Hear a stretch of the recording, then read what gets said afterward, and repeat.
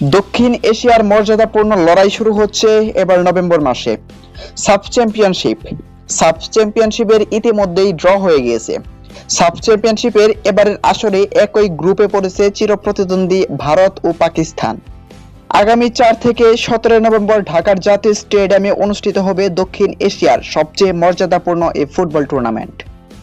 শনিবার 1 আগস্ট ভুটানের থিম্পুতে অনুষ্ঠিত ড্রয়ে বাংলাদেশ জায়গা পেয়েছে এ গ্রুপে। গ্রুপ পর্বে স্বাগতিকদের প্রতিপক্ষ শ্রীলঙ্কা ও ভুটান। ড্র অনুযায়ী পট 1-এ থাকা বাংলাদেশকে রাখা হয়েছে এ গ্রুপে, আর বর্তমান চ্যাম্পিয়ন ভারতকে রাখা হয়েছে বি গ্রুপে। লটারির মাধ্যমে বাকি দলগুলোকে 2 গ্রুপে ভাগাভাগি করা হয়। বি গ্রুপে ভারতের সঙ্গে রয়েছে মালদ্বীপ ও পাকিস্তান।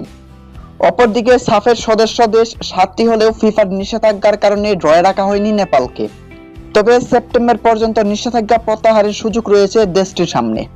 নির্ধারিত সময়ের মধ্যে নিষেধাজ্ঞা উঠে গেলে নেপালও টুর্নামেন্টে অংশগ্রহণ করতে পারবে।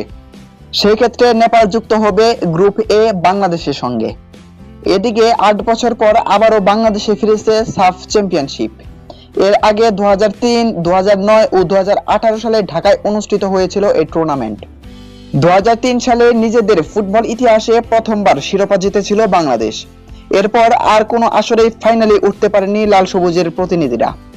সর্বশেষ 2023 সালে ভারতের বেঙ্গালুরুতে অনুষ্ঠিত আসরে বাংলাদেশ সেমিফাইনালে উঠলেও অতিথি দল কুয়েতের কাছে হেরে বিদায় নেয় বাংলাদেশ।